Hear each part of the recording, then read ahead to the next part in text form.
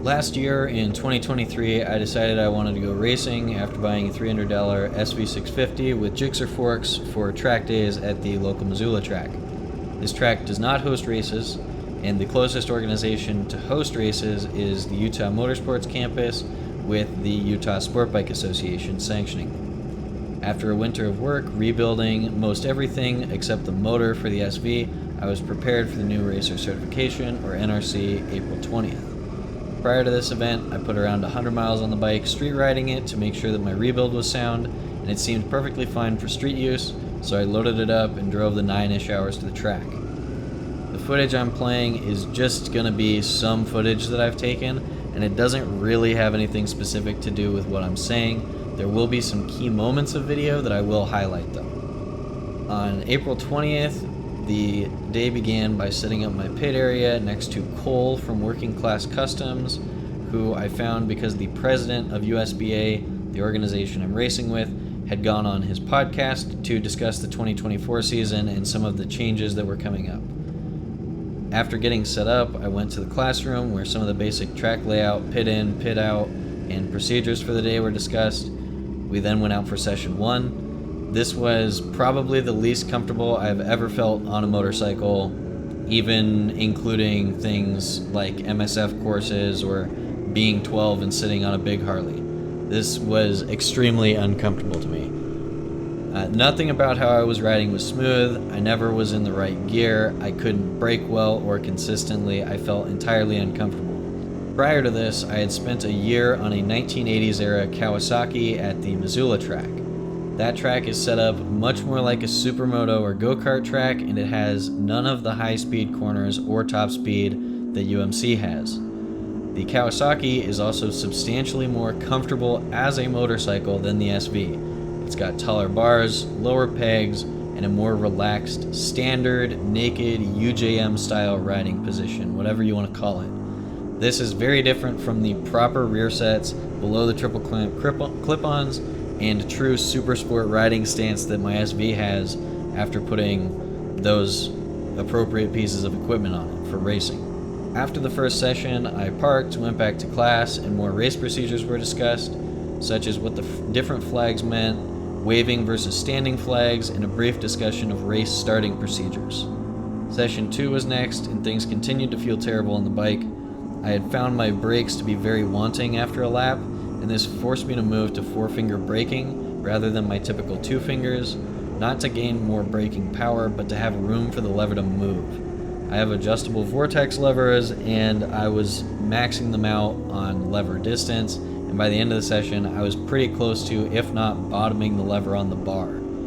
I have bled these brakes so many times before coming to the track, and I could consistently find no air in the lines.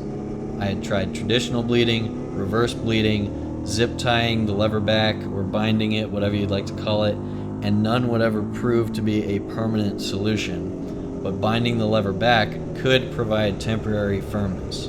After session 2, it was back to class for a third time, where there was more discussion about the starting procedure and questions that some people still had. Most of these questions I knew the answer to because I had bothered to read the rulebook beforehand. It's just 40 pages in the case of USBA. Most of it is defining bike classes, things like what super sport means, or lightweight, or GT, or GTU, or GTO. None of these things are particularly difficult to understand, in my opinion, if you simply read them and understand how to read a rulebook, but I guess it can be challenging. The USBA website and every resource that I had found about starting motorcycle racing has the suggestion, read the rulebook multiple times, in bold on them. How other riders didn't accomplish this simple task is kind of baffling to me. I am, and will probably continue to be for quite some time, a terrible track rider and racer, but I can at least read and follow the rules. Accomplishing these 2 tasks is something that anyone should be able to do and takes minimal effort and time investment to accomplish. Do them. Read the rulebook. If it's not clear, ask the organizers. To be fair, one of the multiple questions asked during this time was not directly addressed in the rulebook, and they answered it after some deliberation between the board members. It was a very niche, weird question. After the class, I left and had a chat with a couple of the instructors who had noticed that I was having a pretty bad time just from the way that I was riding and sort of interacting with the class. They helped me get a mental reset and very much improved the rest of my weekend. Out for session 3, after the discussion, I was immediately more comfortable thanks to those instructors helping me calm down and relax. I was still riding like crap, but much more mentally there and able to ride somewhat decently. I even made a couple of passes at points, though they were clearly on people who had blown the corner rather than me actually passing them on proper pace. They would quickly repass me. After session 3, it was lunchtime, and with that opportunity, I tried to bleed my brakes again. This did nothing for me. No air came out of either caliper, and I did have time to let them cool. When that had happened and they were nice and cool, I velcroed the lever to the bar, binding them, hopefully getting it so that I could have a hard lever after class and after lunch for the 4th session. We then went over to class and discussed what some more of the flags meant, as well as how the mock race in the 6th session would be conducted. The 4th session was by far my best of the day. I actually had a brake lever that worked how it should, and I was able to outbrake many riders. I would, however, quite overslow for the corners and then be hilariously late to the gas on all of them, and immediately lose all of the slivers of time that I gained on the brakes. It was also not particularly helpful that I was on the oldest bike, and probably one of the least powerful. Many of the new riders were on 1000 or 600cc machines. There was only one other person on a twin of any kind, actually 2. There was a Ninja 650 and an R7. So everybody else was on proper super sport bikes, and a couple of us were on small lightweight bikes. That was only 2% of my problem, though. I was easily 98% of the issue. One of the instructors was on a ZX4RR, and he could immediately catch basically anybody who was on the track. He probably passed multiple thousands and everything on the straightaway just because he could get such a good release out of the corner. It was really interesting to watch him ride, and I wish I could do just half of the magic skill that he had going on. Hopefully I'll get there sometime. It's clearly a sport based around skill and not just equipment. The 5th class session was cut short because they had already covered most everything that they wanted us to know and wanted to give us some extra time to chill in the pits before the final practice session before the mock race.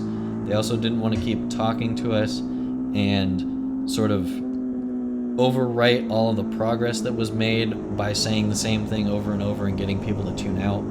I thought that was reasonable. It was kind of nice to actually have time off in between sessions rather than park the bike, run to class, run back to the bike, get into the lineup queue, get on the track and go, come park, go to class. It was much less fast-paced and frantic. It was pretty nice. Anyway, during the 5th session, I developed a problem with the front cylinder. Or one of the cylinders. I didn't know which one it was at the time, where it would randomly cut out. It would go from a nice twin running smoothly to a single, and it would just randomly do this.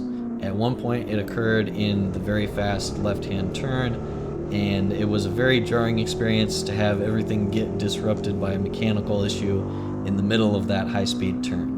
I couldn't diagnose it at the time and initially thought that it was actually a fueling issue because it was behaving the way the old Kawasaki does if you have a vacuum line disconnect or there's some kind of clog preventing one of the carburetors from getting gas to the float bowl. So I thought it was a fueling issue and I tried to diagnose it. I couldn't find any issues at the time because there weren't any issues, and I'll get to it later. The 6th session was the mock race. I discussed with the instructors during the class session that I had had a mechanical issue, and if it persisted through this session, I would bail out on the warm-up lap so that I wasn't just a huge hazard in the middle of a race, especially a rookie orientation race with, number 1, no points or any kind of glory of any kind, and in the middle of a rookie race where people might not be as experienced, and just having somebody be there in the middle of the track like a moving chicane is a bad idea. So unfortunately it persisted, and I just pitted out of the outlap and never got to see the green flag. I also decided to not do the 7th session for the same exact reasons I bailed on the mock race. Looking through forums while the 6th and 7th sessions were running, I found that my symptom was likely the front ignition coil being faulty. While I was riding, I could see that the tachometer was freaking out and sometimes completely stopping working, even when the cylinder was working, and it would definitely be weird when the cylinder was failing. So I knew what the problem was, hopefully, and I could find parts. After the disappointing weekend of riding, I came home and attempted to address my 2 big issues. Number 1 being the engine not running on 2 cylinders, and number 2, more importantly, the brakes just giving up after a few laps. The engine was an easy fix. I ordered a set of ignition coils for a Gen 1 SV off of eBay, $35 for the pair. Seems good. I ordered them even before I left the track. When I got home, I tested the ones on the bike, and when I was looking at them, the rear coil tested perfectly fine, both at the primary winding and at the spark plug cap. The front coil tested perfectly at the ignition coil, but had no resistance between the coil and the spark plug cap. That is until I pulled the cap off so that I could get to the wire and see if the wire was a problem. It was then perfectly in spec at the wire to the coil. I put the cap back on, and it worked perfectly again. So what I think happened is, over 20 years, the cap, the spark plug boot, had wiggled off of the ignition coil wire and was just barely making contact sometimes after being revved to 9K for lap after lap. I still replaced both coils with the new eBay parts that I tested. Those both tested perfectly right from the jump. And now the old coils sit in my spare parts box. From there, I moved on to fixing the brakes, and I started by ordering a new used GSXR master cylinder.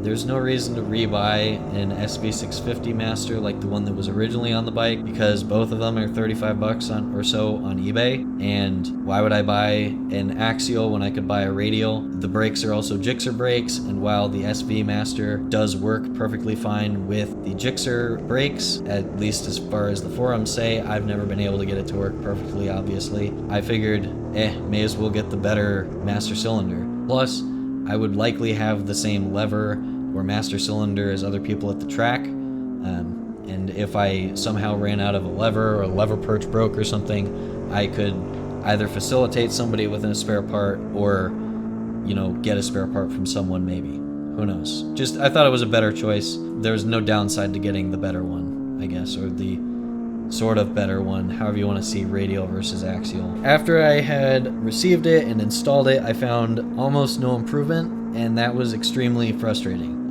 This part had arrived on Wednesday the 1st, and I needed to leave for round 1 of racing on Friday the 3rd. So after I get home on Thursday, I completely disassembled the whole front brake system. And when I say that, I mean I split the calipers and pulled the pistons out all the way and completely rebuilt them almost from scratch, but with the new rubber.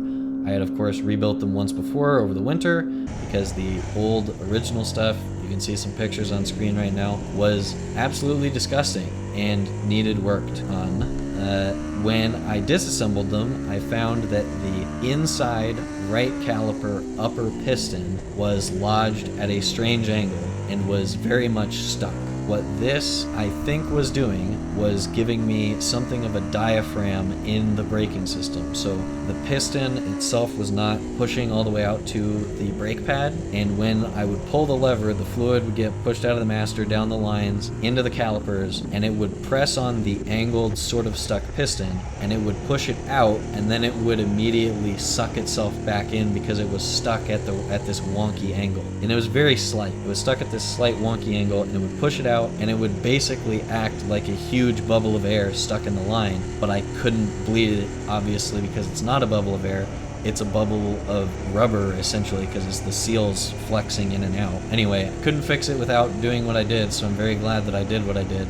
Taking the calipers all the way down to the individual parts, ripping the pistons out, putting them back in, reseated all the pistons, re-torqued all of the caliper bolts, got them back on the bike, bled the system, and immediately had an actually hard lever. It was very nice to get that change. I kind of thought some of the lever squishiness was just from having multi-piston fixed calipers for the first time. Everything that I've ever ridden before this bike has had floating pin calipers with just 1 or 2 pistons per caliper, and those felt a lot different even than these do now when they're working correctly. But the lever that I have feels the same as the lever of Cole's BMW S1000, so you know, I would say that it's fixed and actually working now. After doing all this work, I finished loading up for round 1 and went to sleep before driving down to what would be a very disappointing and frustrating weekend. Upon arriving at the track to camp, I went on the track walk since this would be the east layout and the NRC was on the west layout. So 2 completely separate tracks that don't share a single piece of pavement. After the track walk, I prepped my pit and campsite. On Saturday morning, I got up, made some breakfast, and went to my pit to go and tech my bike and prepare for practice 1. At this point, it was about 50 degrees outside and 20-mile-an-hour winds.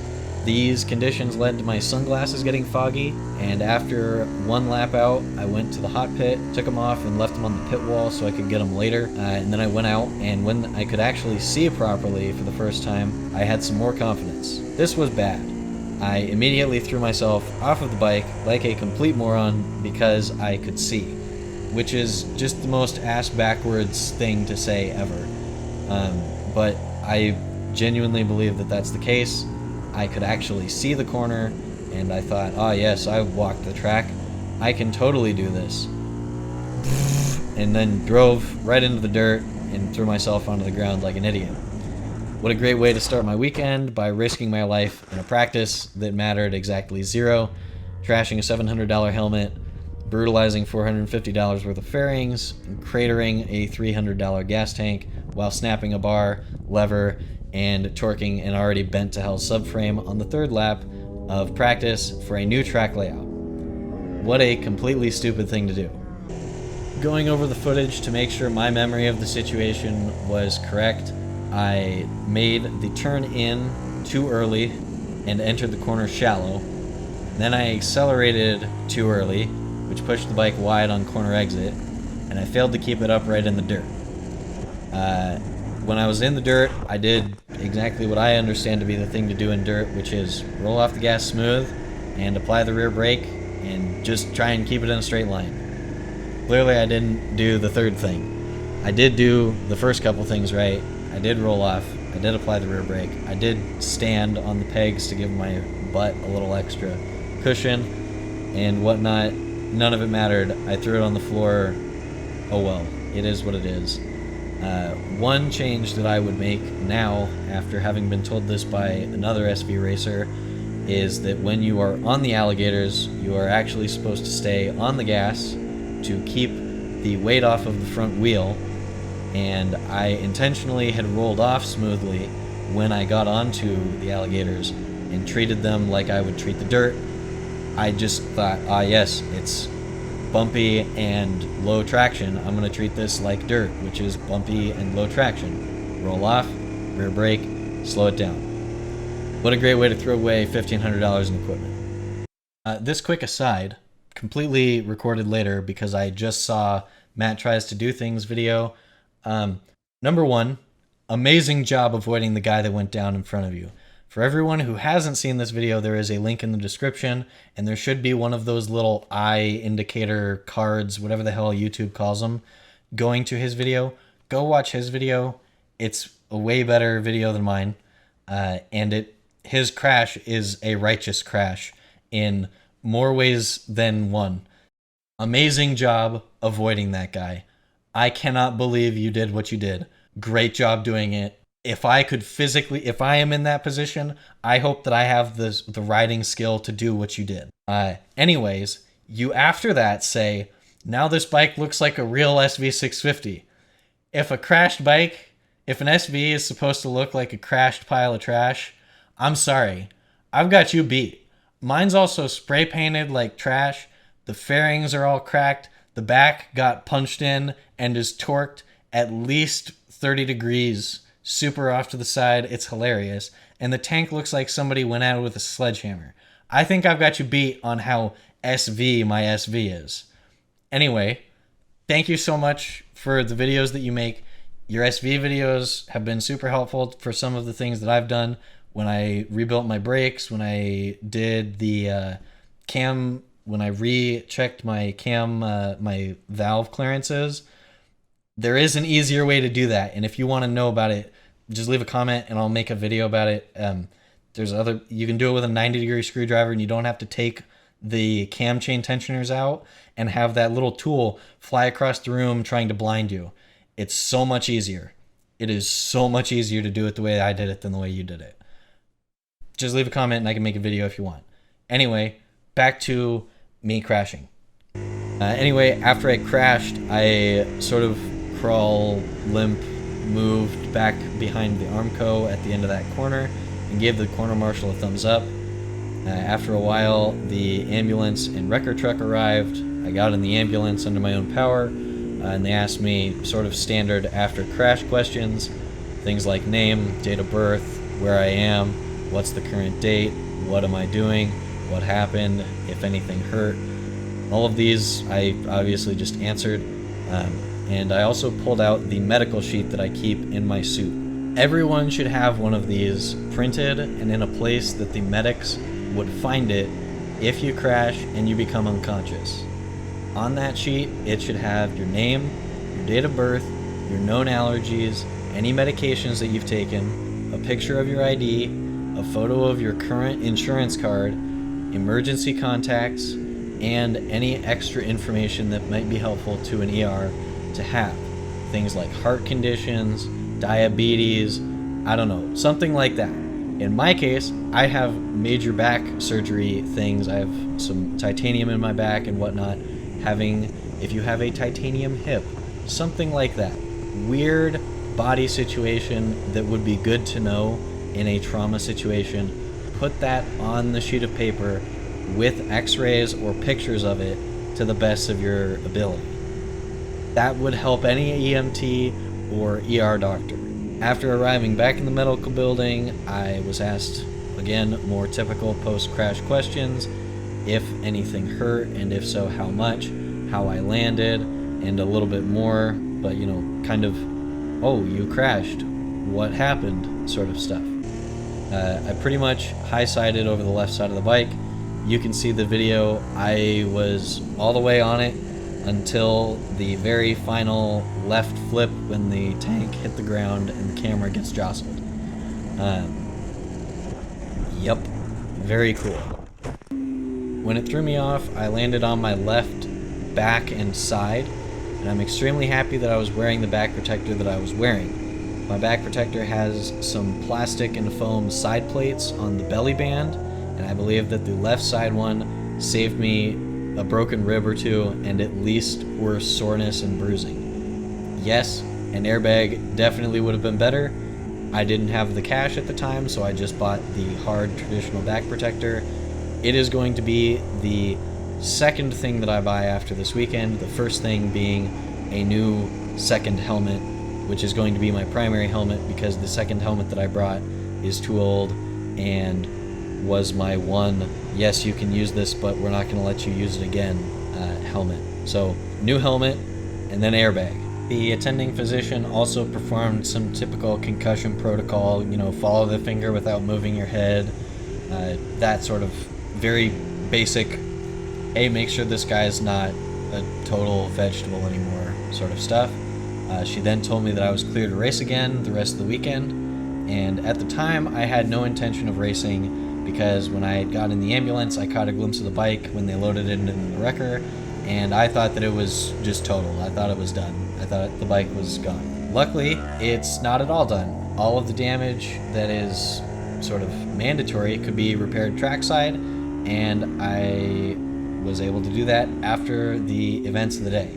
I did still take the rest of the day off, running and posting scores rather than doing any bike work or riding. After the track activities for the day were done, I went and fixed the bike. In order to do this, I realigned the forks. I don't think they actually got torqued to become misaligned, but it's kind of a difficult thing to tell with the naked eye, so I just did it anyway. I also replaced the left bar because it had snapped off, and the clutch lever, since the clutch knuckle, which I just learned the other day when I was ordering a new one, had been sheared off by the lever pivot, because the Vortex levers have a generic lever and then a knuckle that is specific to the bike perch that you have, and then there's the perch. And the knuckle on mine, the lever ripped itself out of the knuckle, so I actually have the ripped knuckle and the perfectly fine lever, and I just need a new knuckle. And I contacted Vortex, and their headquarters are actually on my way from Missoula to the track. I can pick up the new one for like $35 at their store, at their actual headquarters, and they even said, "Oh, cool, you're a Utah racer person. You get a discount for being a racer." So thank you, Vortex, for sponsoring Utah racing and terrible riders like me. Please keep doing that. Hopefully I don't need to buy any more of your parts for this reason. Anyway, after having repaired all of those parts and pulling the foot peg off of the left side and replacing the bolt that goes through the rear sets and into the peg itself, I was ready to go, along with a few strips of 100-mile-an-hour tape on my fairings. I would unfortunately have to wait for Sunday to retech the bike because I had waited so long and taken a little while to fix it, but I was otherwise ready to roll. Unfortunately, there were also some extracurricular activities after this. On Saturday night, the wind was gusting at 50 miles an hour. That blew my tent down, so I had to get all of my crap back into my truck in the middle of a 30-mile-an-hour constant 50-mile-an-hour gust windstorm. Thankfully, there was no rain or wetness, and it was pretty terrible.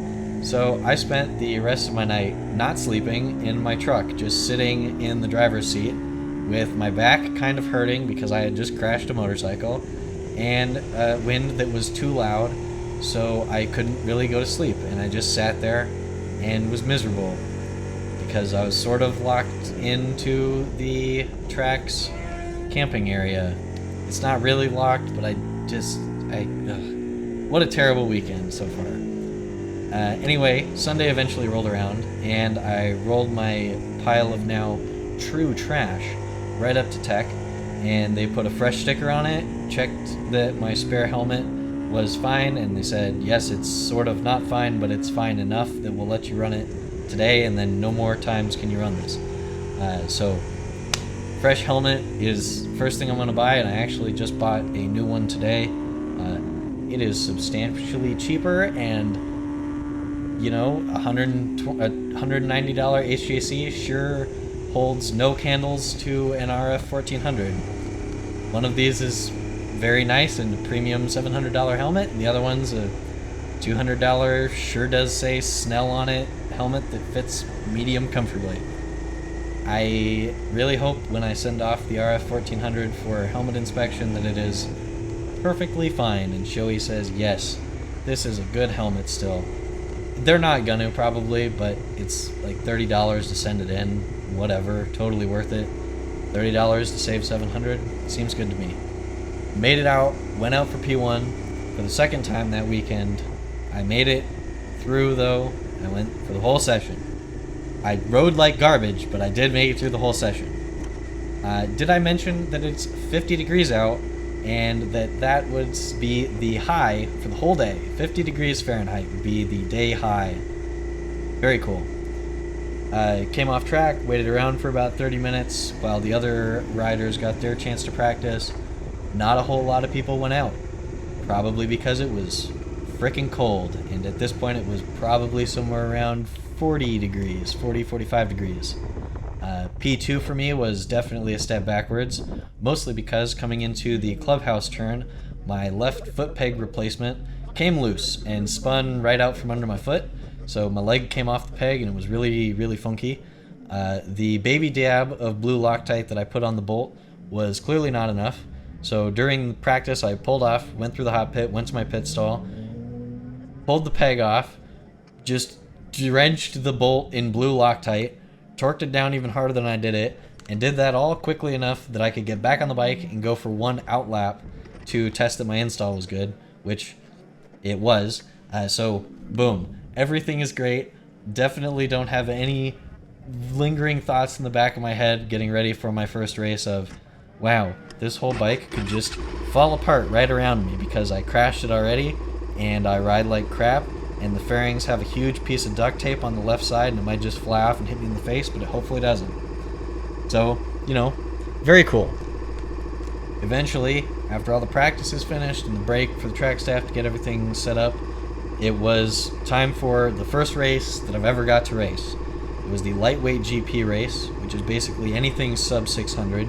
Things like CBR 500s, R7s, Ninja 650s, SV 650s, and a lot of baby two-strokes. There's one dude there who has some two-strokes. This guy is awesome. I love him. Just for coming out with all the classic stuff. Totally fantastic. I gridded up in the 7th position as the lineup sheet had on the wall, and it would actually get to be the first time that I saw the green flag or red light go out, whatever you want to call it. I then proceeded to have a pretty decent start compared to the oldest bike at the track that weekend, a 1994 RS 125 two-stroke, or at least that's what the entry sheet says that he was on. I have no idea. Whatever. Totally baller. I love it. More people should bring out super cool old stuff like that if they can, and, you know, hopefully it doesn't get crashed. I never want anyone to crash, but I definitely want something pretty cool, and especially a Honda two-stroke, right? Honda hates two-strokes. Bring out a Honda two-stroke and zip that bad boy around. That's awesome. But anyway, if I wasn't a total chump, or at least a nice guy, depending on how you want to look at it from racing, I probably could have caught the other two guys. One of them was on a Ninja 400, the other one's on an RC 390. My launch was definitely better than anybody else's in that grid, and I could probably have caught them before turn 1. However, I knew based on everybody's practice times that they would instantaneously fly right back by me, and I did not want to get into the middle of a dumpster fire fight with 3 people who are substantially better riders who have actually turned laps this weekend in a race, and I didn't want to get in front of or in between them and mess up their weekends, especially since this is the class that I really want to do good in, and I want all of the riders in that class to go, yes, that guy on that crashed SV, he doesn't race like a dickhead. So I just didn't get anywhere near him, but I did pass the two-stroke guy because it's a two-stroke. You're not going to get the best launch ever, and I wanted a chance to be in 3rd place for real. But anyway, two-stroke man immediately zipped by me, and I got to watch everybody disappear. From there, I got to proceed to do 6 laps of bad riding until the two-stroke man, with 8 turns left in the race for me, made it back around me and lapped me on the final lap with 8 turns left. So I didn't get to do the full 7-lap race distance, which kind of sucks, but whatever. It is what it is. I finished the whole race. It's over. Great. Made it back to my pits. Wonderful. I finished 4th on track. However, the inside-most rider in the front row with the RC 390 jumped the start, so he received a 1-position grid penalty by the rules, and this put me in 3rd, which means that I podiumed, finishing a lap down, and if you added my best lap to my final 6-lap race time, I would have finished about 3 minutes behind him. So the 1/8 of a second, whatever, at most advantage that he got on the jump start cost 3 minutes of lap time. And the closest on-track battle was 15 seconds, and that was between 1st and 2nd. And then he was another 40-something seconds behind them. Just don't jump the start. It's super easy to not use push to pass on the first lap after a restart, and it's super easy to not jump the start when you are doing the same thing you do every day at a traffic light. You sit there and you go, man, I'd really like that red light to go out, so that I can go and continue on my way to work or to get groceries or just to ride around. And you sit there and you sit there, and then the light goes out, and then you go. Just wait for the light to go out. There's no benefit. It's so useless. Just wait for the light to go out. Anyway, I got third, so that's cool. Podiums only, baby. Right now I've got a better average finish position than probably most people. Doesn't hurt that there were only 4 people in the class. So hey, whatever. Very cool. Anyways, when the race was over, I got to chill for a bit. My next race was in about 2.5 hours. It was after that lunch, and I would need to do some more bike prep. The reason for this is that there is a class at USBA called Super Street Bike. The Super Street Bike class requires you to have your bike in a street legal configuration, essentially. You have to be able to come off track and make it 100% street legal in under 10 minutes. So that means that you have to have a mirror still, you've got to have your headlight on, you've got to have your plate on, you've got to have your turn signals. While I was swapping these parts onto my bike and taking off my race plastics, I noticed that it had began to rain, and then it began to snow just a little bit. So, that was pretty cool. It was very cold. It was probably about 35 degrees at this time, and it was miserable and wet, and I was just putting on all my stuff. Then I went back to the area where they post the scores and the grid sheets and whatnot, and there was a discussion about whether KOM would run, and KOM is King of the Mountain. This is the top class at USBA, and during that time there was discussion about if they were going to run in this sort of rain-snow mix condition. The upshot was, yes, we're gonna run. We're gonna give it a rip. We're gonna see what happens. And they all pulled up to the pits to start, and then immediately one guy went down.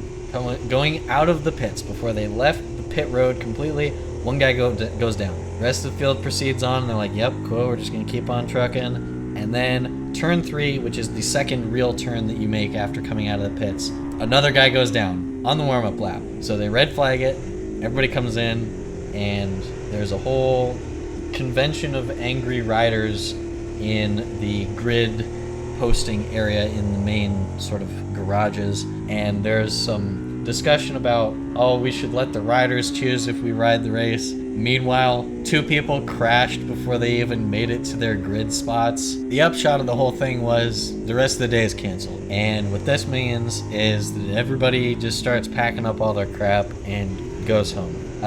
Me, of course, being a fool or nice, you can see it whichever way you'd like to see it. I am hanging around, I'm picking up my pits, I get all my stuff mostly loaded, and I know yes, there is still stuff to be done outside of picking up my pits. And I go back and I ask, hey, is there anything I can do to be helpful? And some of the things to be helpful are like, we need to put the podium in the back of the truck and other stuff like that.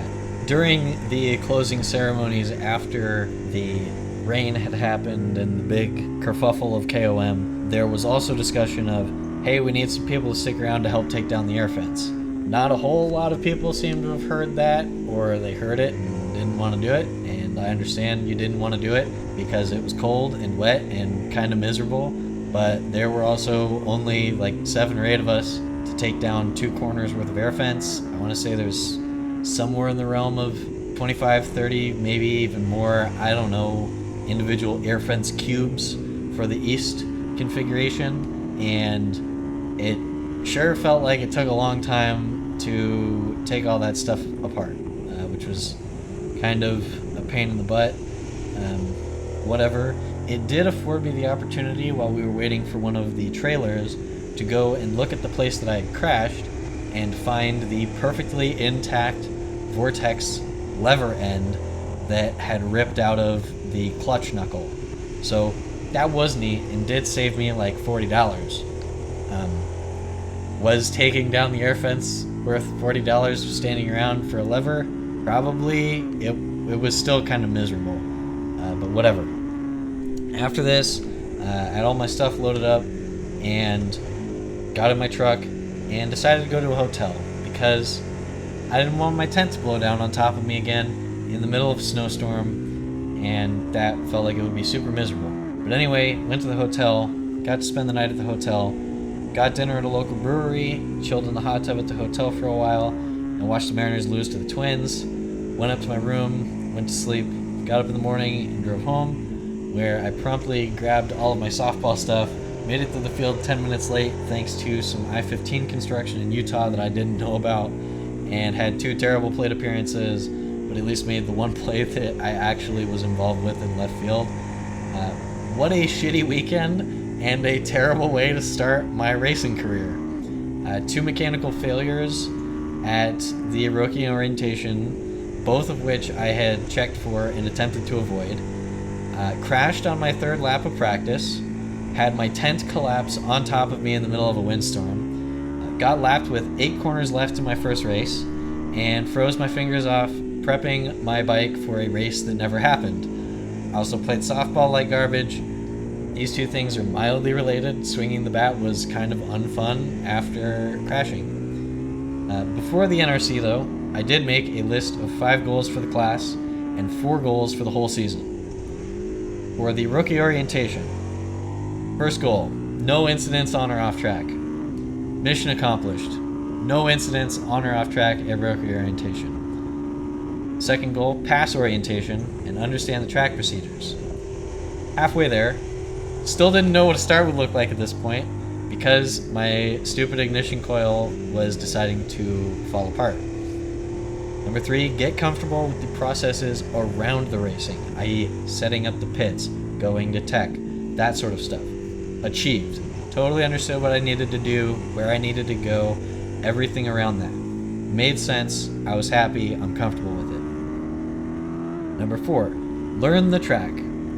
2 out of the 10 corners on West I could maybe do correctly.